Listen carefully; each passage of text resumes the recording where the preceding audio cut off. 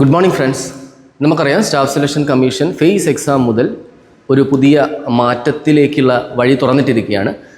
TCS exam, TCSനെ പൂർണ്ണമായിട്ടും ഒഴിവാക്കിയ examination question paper providers ആണെങ്കിലും അതേപോലെ തന്നെ കണ്ടക്ട് ചെയ്യുന്ന ഏജൻസി ആണെങ്കിലും അതിൽ നിന്ന് TCSനെ ഒഴിവാക്കി മറ്റ് പല ഏജൻസികൾക്കാണ് കൊടുത്തിരിക്കുന്നത്. ഫേസ് എക്സാമിൻ്റെ ഹോൾ ടിക്കറ്റ് വന്ന സമയത്ത് പലർക്കും അടുത്തല്ലാത്ത ഒരുപാട് സെൻറ്റേഴ്സ് കിട്ടിയിട്ടുണ്ട്. ഇതെല്ലാം നമുക്കൊരു ടീച്ചിങ് ഇഷ്യൂ ആയിട്ട് കണക്കാക്കാം. അടുത്തൊരു CGL എക്സാം ആകുമ്പോഴത്തേക്ക് കുറച്ചുകൂടി അധികം സെൻറ്റേഴ്സ് ഇവർ എടുത്തിട്ട് നമുക്കെല്ലാം അടുത്തടുത്ത് കിട്ടും എന്ന് നമുക്ക് പ്രത്യാശിക്കാം.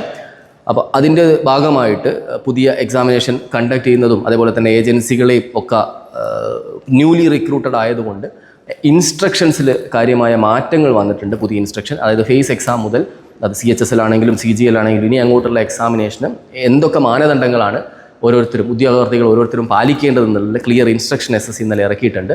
അപ്പോൾ ആ ഇൻസ്ട്രക്ഷൻസിൽ എന്തൊക്കെയാണ് കാര്യമായിട്ട് നമ്മൾ ശ്രദ്ധിക്കേണ്ടതെന്ന് നമുക്ക് നോക്കാം. സോ ഇതിലാദ്യമായിട്ട് പറയുന്നത്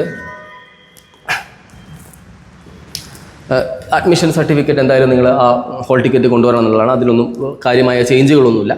ഈ any of the valid identity proof, ഈ ഐഡൻറ്റിറ്റി പ്രൂഫിൽ ഫോട്ടോ ഐഡൻറ്റിറ്റി പ്രൂഫിൽ ഇത്രയും identity proof passport, Aadhaar card, driving licence അല്ലെങ്കിൽ voters ID card, PAN card, any other photo identity proof issued by central government or state government, ഈ ഒരു valid ആയിട്ടുള്ള photo identity പ്രൂഫാണ് നിങ്ങൾ കൊണ്ടുവരേണ്ടത്. അതിൽ പ്രത്യേകമായിട്ട് പറയുന്നുണ്ട് ഈ ഫോട്ടോ ഐഡൻറ്റിറ്റി പ്രൂഫിലുള്ള ഡേറ്റ് ഓഫ് ബർത്ത് പറയുന്നത് നിങ്ങൾ ആപ്ലിക്കേഷൻ, അതായത് ഹോൾ ടിക്കറ്റിൽ പ്രിൻ്റ് ചെയ്ത സെയിം ഡേറ്റ് ഓഫ് ബർത്ത് അല്ലെങ്കിൽ നിങ്ങൾ ആ ഡേറ്റ് ഓഫ് ബർത്ത് കാണിക്കുന്ന, അതായത് ആപ്ലിക്കേഷനിൽ പ്രിൻ്റ് ഔട്ട് എടുത്ത ഡേറ്റ് ഓഫ് ബർത്ത് കാണിക്കുന്ന വേറെ ഏതെങ്കിലും ഒരു വാലിഡ് ഐഡൻറ്റിറ്റി പ്രൂഫ് നിങ്ങൾ കൊണ്ടുവരണം എന്നാണ് പറയുന്നത്.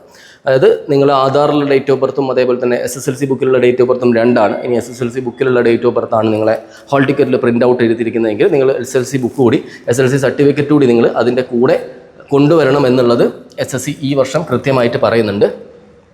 സോ ഇതിൽ പിന്നീട് പറയുന്നത് ഒരു live photograph at the time of entering to the venue നിങ്ങളൊരു ലൈവ് ഫോട്ടോഗ്രാഫ് എടുക്കും. ഇതിൻ്റെ കൂടെ നിങ്ങൾ എക്സാമിനേഷൻ എഴുതുന്ന സമയത്ത് മൾട്ടിപ്പിൾ ആയിട്ടുള്ള, നിങ്ങൾ അറിയാതെ തന്നെ മൾട്ടിപ്പിൾ ആയിട്ടുള്ള ഫോട്ടോഗ്രാഫ്സ് ആ എക്സാമിനേഷൻ വെന്യൂവിൽ തന്നെ എടുക്കുമെന്നാണ് പറയുന്നത്. So covering the complete face. So candidates are advised to ensure that this photograph is captured properly covering the complete face. Complete ഫേസിൽ നിങ്ങൾ കംപ്ലീറ്റ് ഫേസ് കവർ ചെയ്യുന്ന രീതിയിലുള്ള ഫോട്ടോഗ്രാഫ്സ് ആ ഇനീഷ്യലി എൻട്രി സമയത്ത് നിങ്ങൾ എടുത്തിരിക്കണമെന്ന് ക്ലിയർ ആയിട്ട് പറയുന്നുണ്ട്. സോ ഫുൾ ഫേസ് ഓപ്പൺ, ഇതൊന്നും കുഴപ്പമില്ല. Instruction four PWD candidates. So PWD candidates നിങ്ങൾ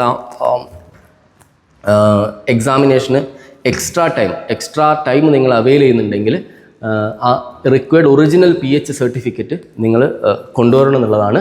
ഒരു കോപ്പിയോട് നിങ്ങൾ അപ്പിയറിംഗ് എക്സാമിനേഷന് കൊണ്ടുവരണം എന്നുള്ളത് വളരെ ഇമ്പോർട്ടൻ്റ് ആണ്. സോ ആ ഒരു നിങ്ങളുടെ ഫിസിക്കലി ഹാൻഡിക്കേപ്പഡാണെന്ന് പ്രൂവ് ചെയ്യുന്ന PWD സർട്ടിഫിക്കറ്റ് നിങ്ങൾ കൊണ്ടുവരണം. അതിൻ്റെ പുറമെ നിങ്ങൾ അതിൻ്റെ ഒരു കോപ്പി കൂടി നിങ്ങൾ എൻഷുർ ചെയ്യണം. എന്നാൽ മാത്രമേ നിങ്ങൾക്ക് additional compensatory time of 20 minutes നിങ്ങൾക്ക് കിട്ടുന്നുള്ളൂ. ഓക്കെ, ബാക്കി പറയുന്നത് അനക്ഷർ 1ലുള്ള നിങ്ങൾ സ്ക്രൈബിന് ഉണ്ടെങ്കിൽ അല്ലെങ്കിൽ കോമ്പൻസേറ്ററി ടൈമാണ് അനക്ഷർ 1 നിങ്ങൾ ഫില്ല് ചെയ്ത് കൊണ്ടുവരണമെന്നാണ് പറയുന്നത്. ഇനി നോൺ ആധാർ റൂട്ടിലാണ് നിങ്ങൾ വൺ ടൈം രജിസ്ട്രേഷൻ ചെയ്തതെങ്കിൽ, അത് ചെയ്ത ആൾക്കാർ വളരെ കുറവായിരിക്കും, ബാക്കി എല്ലാവരും ആധാർ ഒതൻറ്റിക്കേഷൻ വെച്ചിട്ട് തന്നെയാണ് ചെയ്തത്. നോൺ ആധാർ റൂട്ടിലാണെങ്കിൽ നിങ്ങൾ ഏത് ഡോക്യുമെൻ്റ് വെച്ചിട്ടാണോ നിങ്ങൾ വെരിഫിക്കേഷൻ ചെയ്തത് ആ ഡോക്യുമെൻ്റ് നിങ്ങൾ എന്തായാലും കൊണ്ടുവരേണ്ടതാണ്. അതിൻ്റെ ഒറിജിനലും ഒരു കോപ്പിയും നിങ്ങൾ ആ സമയത്ത് കൊണ്ടുവരേണ്ടതാണ്. ആധാർ വെച്ചിട്ടാണ് ചെയ്തതെങ്കിൽ നിങ്ങൾക്ക് അതിൻ്റെ ഇഷ്യൂ വരുന്നിട്ടില്ല. സോ ഇതിൽ നിങ്ങളുടെ കമ്മീഷൻ കോപ്പിയിൽ ഇൻവിജിലേറ്റർ സൈൻ ചെയ്തു എന്നുള്ളത് നിങ്ങൾ ഉറപ്പുവരുത്തണം. Before living the examination hall നിങ്ങൾ കമ്മീഷന് കൊടുക്കുന്ന കോപ്പിയിൽ അതിൽ നിങ്ങൾ ഇൻവിജിലേറ്റർ സൈൻ ഉണ്ട് എന്നുള്ളത് നിങ്ങൾ ഉറപ്പുവരുത്തണം. പിന്നെ ബ്രേക്സ് ഒന്നും അവൈലബിൾ അല്ല, 2 hours ഓർ ലെസ്സിന് ബ്രേക്സ് അവൈലബിൾ അല്ല. പിന്നെ നമുക്കത് വിഷയമുള്ള കാര്യമല്ല. 2 hours കുറവുള്ള എക്സാമിനേഷനാണ് എല്ലാം നടക്കുന്നത്. അപ്പോൾ അതിനെന്തായാലും ബ്രേക്ക് ഇല്ല. അഡ്മിഷൻ ടിക്കറ്റിൽ നിങ്ങൾ ഒന്നും എഴുതാൻ പാടില്ല. ബാക്കിയൊക്കെ നിങ്ങളെ കോമൺ സാധനങ്ങളാണ്. their own water bottle. Candidates can bring their own water bottle provided the bottle is transparent ആയിട്ടുള്ള ഏത് വാട്ടർ ബോട്ടിലും നിങ്ങൾക്ക് കൊണ്ടുവരാൻ പറ്റും.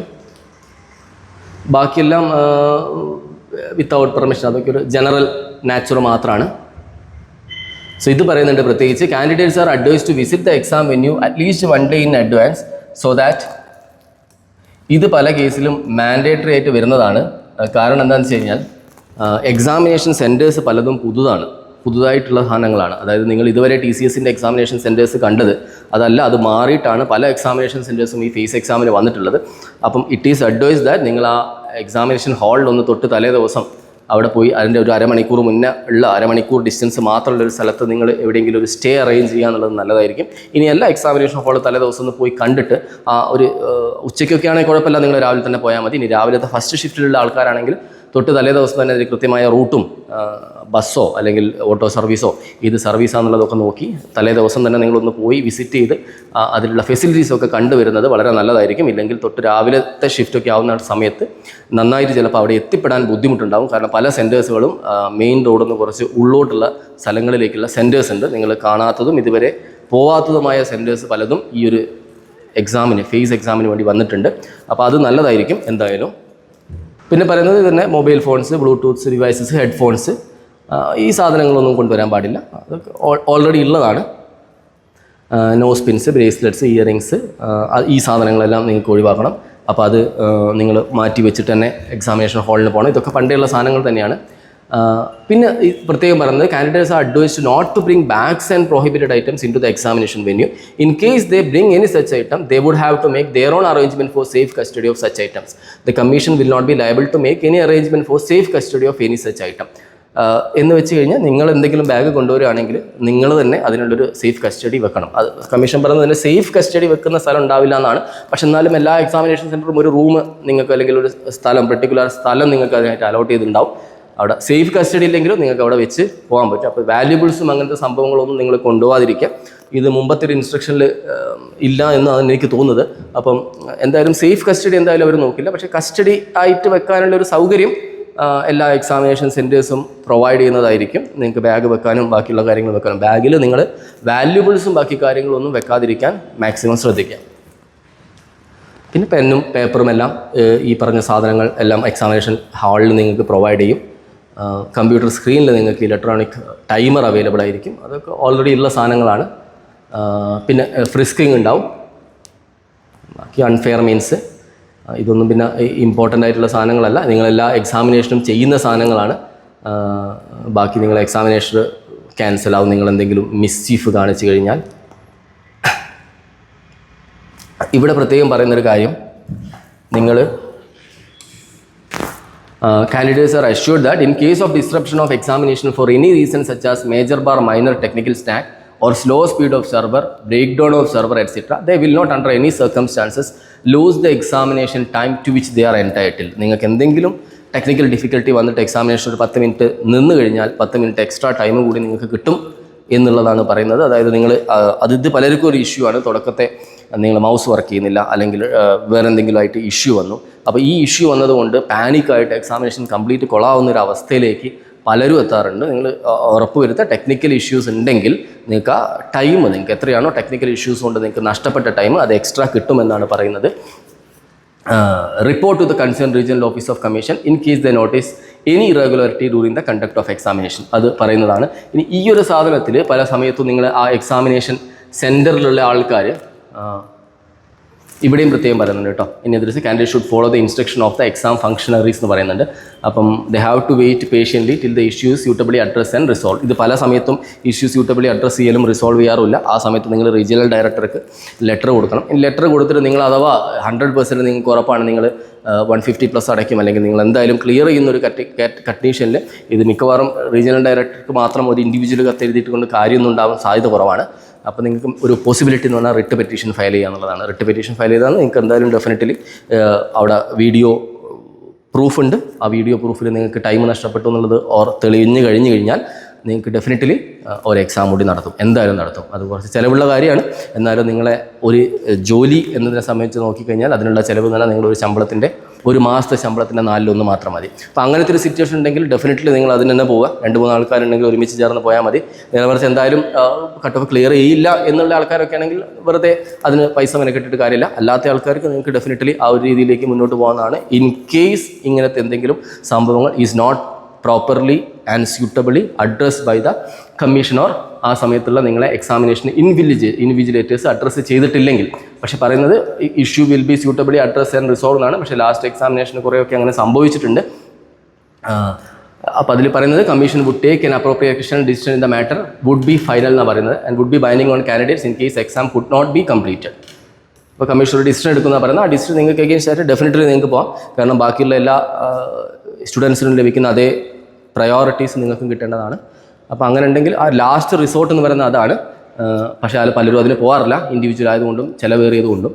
അപ്പം ഈ ഒരു സാധനം അവർ കൃത്യം പറയുന്നുണ്ട്, നിങ്ങൾക്ക് ടൈം ഒരിക്കലും നഷ്ടപ്പെടുത്തുന്നില്ല എന്നുള്ളത്. അത് മാത്രം നിങ്ങൾ ഉറപ്പിക്കുക. നിങ്ങൾക്ക് ടൈം നഷ്ടപ്പെടുത്തുന്നുണ്ടെങ്കിൽ നിങ്ങൾക്ക് പോകാം. ഇനി എല്ലാ ടൈം നഷ്ടപ്പെടുത്തുന്നില്ലെങ്കിൽ നിങ്ങൾക്ക് എക്സ്ട്രാ ടൈം തരുന്നുള്ളത് നിങ്ങൾ മൈൻഡിൽ വെച്ചുകൊണ്ട് പോവുക. പല ഇഷ്യൂസും നിങ്ങൾക്ക് എന്തായാലും എക്സാമിനേഷൻ ഹാളിൽ ഫേസ് ചെയ്യേണ്ടി വരും. അത് മാക്സിമം ഏറ്റവും കൂടുതൽ ഉണ്ടാവുക ടെക്നിക്കൽ ഇഷ്യൂസ് ആയിരിക്കും. ആ ടെക്നിക്കൽ ഇഷ്യൂസിൻ്റെ പുറത്ത് ഇപ്പോൾ കീബോർഡ് വർക്ക് ചെയ്യുന്നില്ല, ബാക്കി കാര്യങ്ങളൊക്കെ ആണെങ്കിൽ നിങ്ങൾക്ക് ടൈം നഷ്ടപ്പെടില്ല എന്നുള്ളത് നിങ്ങളുടെ മൈൻഡിൽ വരിക. നിങ്ങൾക്ക് എക്സ്ട്രാ ടൈം കിട്ടും എന്നാണ് സ്റ്റാഫ് സെലക്ഷൻ കമ്മീഷൻ പറയുന്നത്. അപ്പോൾ അത് വെച്ച് നിങ്ങൾ പാനിക്കായിട്ട് നിങ്ങൾ എക്സാം കൊളാക്കാതിരിക്കുക. അപ്പോൾ ഇത്രയാണ് പുതിയ ഇൻസ്ട്രക്ഷനിൽ മാക്സിമം തന്നത്. അങ്ങനെ വളരെ ചെറിയ മൈന്യൂട്ടായിട്ടുള്ള ചേഞ്ചസ് മാത്രമേ ഉള്ളൂ. ഏറ്റവും വലിയ ഇഷ്യൂ എല്ലാവരും ഇപ്പോൾ ഫേസ് ചെയ്യുന്നത് എക്സാമിനേഷൻ സെൻറ്റേഴ്സിനെ പറ്റിയാണ്. എക്സാമിനേഷൻ സെൻറ്റേഴ്സ് എവിടെ വരും എന്നുള്ളതും, അത് ദൂരെയാണോ, ഹോൾ ടിക്കറ്റ് വരുന്നത് 2-3 ദിവസം മുന്നെയാണ്. ഔട്ട് ഓഫ് സ്റ്റേറ്റ് വരുന്ന സമയത്ത് നിങ്ങൾക്ക് പ്രോപ്പർലി സ്റ്റേ അറേഞ്ച് ചെയ്യാൻ പറ്റില്ല, എവിടെയാണ് സെൻറ്റർ എന്നുള്ള രീതിയിൽ അറേഞ്ച് ചെയ്യാൻ പറ്റില്ല. എന്തായാലും നിങ്ങൾ ഒരു ഏത് എക്സാം അപ്പിയർ ചെയ്യുകയാണെങ്കിലും ആ എക്സാമിന് നിങ്ങൾ ½ ആൻ അവർ ഡിസ്റ്റൻസിലുള്ളൊരു സ്ഥലത്ത് നിങ്ങൾ എന്തായാലും സ്റ്റേ ചെയ്യണം. അതിൽ കൂടുതൽ നിങ്ങൾ എയിം ചെയ്യുന്നൊരു എക്സാം ആണെങ്കിൽ ½ ആൻ അവറിൽ കൂടുതലുള്ളൊരു ട്രാവൽ നിങ്ങൾ ഒരിക്കലും ആ എക്സാമിനേഷൻ ഡേയിൽ പ്ലാൻ ചെയ്യാൻ പാടില്ല ഒരിക്കലും. അത് ആ ട്രാവൽ തന്നെ നിങ്ങൾ എക്സാമിന് എഴുതുന്നതിന് വല്ലാത്ത ബുദ്ധിമുട്ടുണ്ടാകും. സോ ഡെഫിനറ്റ്ലി നിങ്ങൾ തൊട്ടടുത്ത് ഏതെങ്കിലും ഒരു സ്ഥലത്ത് നിങ്ങൾ സ്റ്റേ ചെയ്യുക. അതാണ് ഏറ്റവും നല്ലത് നിങ്ങൾ എയിം ചെയ്യുന്നൊരു എക്സാമിനേഷൻ ആണെങ്കിൽ. അപ്പം ഇൻസ്ട്രക്ഷൻസ് എല്ലാം ഇത്രയേ ഉള്ളൂ. അപ്പോൾ എല്ലാവരും നന്നായി പഠിക്കുക. All the very best.